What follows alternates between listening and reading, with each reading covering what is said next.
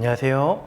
강남푸른정신과의 정신과 전문의 신재현입니다. 지난 시간에는 저희가 공황장애 환자분들이 꼭 기억하셨으면 하는 지침들에 대해서 설명을 드렸고요. 이번 시간에는 우리가 공황장애에 대해서 많이들 가지고 계시는 오해와 편견들에 대해서 한번 설명드려보는 그런 시간을 가져보도록 하겠습니다.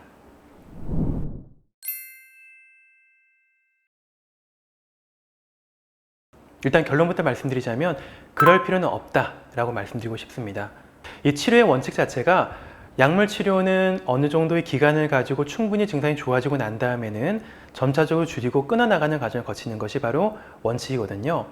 다만 다소 좀 약물이 남용되는 경향이 있죠. 이 증상들이 좀 계속 나타나고 증상들에 대한 두려움을 떨치지 못하고 계속 혹시 이런 증상이 생기면 어떡하나 하는 두려움을 항상 가지고 사시는 분들은 이 증상들에 대한 염려와 걱정 때문에 약을 오랫동안 복용하신 경향들을 꽤 많이 봅니다. 예전에 제가 뵀던 환자분들을 기억해보면 한 20년, 30년 정도 꽤 오랫동안 공황약을 계속 먹어가면서도 졸업하지 못하는 분들이 꽤 많으셨어요. 그래서 일반적으로는 얼마간의 약을 충분히 증상이 좋아질 때까지 사용하고 난 다음에는 한 알이었다면 반 알이었다가, 반 알이었다면 4분의 1이었다가 점점점 줄여나가면서 내가 인식하지 못할 정도로 서서히 약을 줄여나가고 마지막에 끊어나가는 것이 금당 증상을 줄이는 가장 좋은 방법이라고 할 수가 있겠습니다.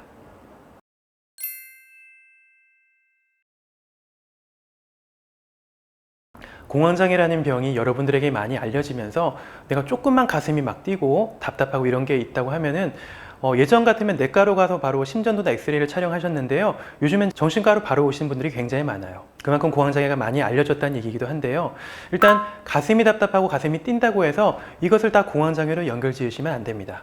영상 초반에도 말씀드렸지만 이런 공황에서 나타나는 증상들은 바로 스트레스 반응이거든요. 스트레스가 우리에게 불현듯 찾아왔을 때 우리가 겪게 되는 반응들이 바로 공황장애의 근간을 이루는 증상입니다.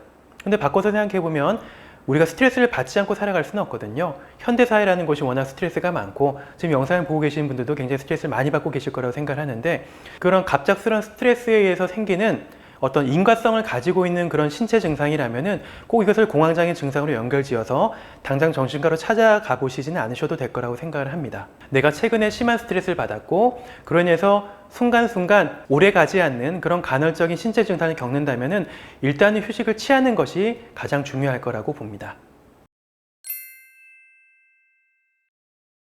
그런 편견들과 반대로 해야 된다고 저는 생각을 합니다. 불편함이 있고 좀 불편함이 나타났다 할 때는 당연히 피하고 싶은 게 인간의 본능이거든요. 근데 공황장애 같은 경우에는 그것을 피하려고 하면 할수록 점점 더 그런 증상들이 두려워지고 더 힘든 것들을 마주하지 못하게 되는 그런 나쁜 결과를 낳게 돼요. 단기적으로는 좀 편해지지만 장기적으로 봤을 땐 점점 좀 나빠지는 경과를 밟게 된다면은 그런 행동들과 선택들은 별로 그렇게 효과적이지 않은 방법이라는 얘기겠죠.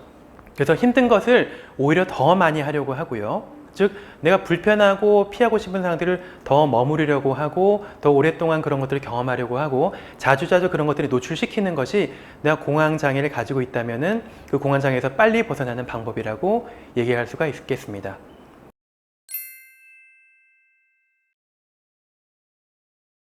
공황장애에 대해서 언론에서 커밍아웃 하시는 연예인분들이 굉장히 많으셨잖아요. 뭐 김구라 씨라든지 김장원 씨라든지 그 외 유명한 아이돌 가수분들이라든지 공황장애 증상들 때문에 굉장히 힘들어하시는 그런 분들을 많이 보는데요.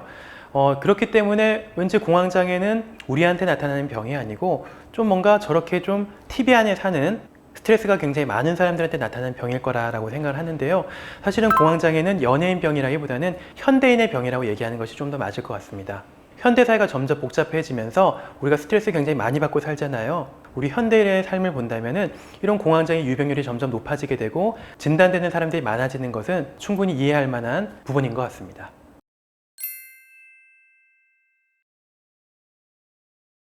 공황장애 재발률을 환자분들이 저한테 많이 질문을 하시거든요. 그럼 저는 99.999%라고 답을 드립니다. 공황장애 자체가 우리가 겪게 된 스트레스로 인해서 자극받게 되면서 시작되는 반응들이거든요. 공황장애를 처음 겪는 분이든 아니면 공황장애가 충분히 치료되고 나서 뒤에 재발하는 분이든 간에 스트레스로 인해서 이런 증상들이 시작될 수밖에 없어요. 근데 우리가 스트레스를 피하면서 살 수는 없기 때문에 이런 증상들을 겪을 수밖에 없습니다. 꼭 기억을 하셔야 될 거는요. 이런 증상들은 대개 일회성이라는 것, 이 증상들이 나타난다고 해서 반드시 우리가 힘들었던 공황장애로 돌아가진 않는다는 것, 그리고 이런 증상들이 나타난다는 신호는 병이 시작됐다라는 신호가 아니고요. 아, 내가 좀 많이 피곤하구나. 주말에는 좀 여러 가지 스케줄을 비우고 쉬어야 되겠다라는 식의 내가 좀 휴식을 취하라는 몸의 신호로서 받아들이시는 게 중요하다고 생각을 합니다.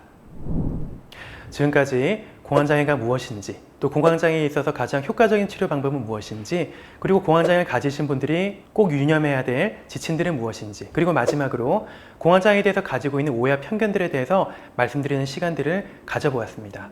여러분이 최근에 좀 심한 스트레스를 겪고 나서 나타나는 신체적 증상들이 있다면 그런 부분들에 대해서 너무 고민하지 마시고요. 가까운 정신건강의학과를 찾아가셔가지고 이게 과연 진짜 공황장애인지 아닌지, 치료를 해야 되는지 치료하지 않아도 되는지, 치료한다면 어떤 방법들이 가장 효과적인지에 대해서 함께 논의해보는 시간들을 꼭 가져보셨으면 좋겠습니다. 영상이 도움이 되었다면 구독과 좋아요 부탁드리겠습니다.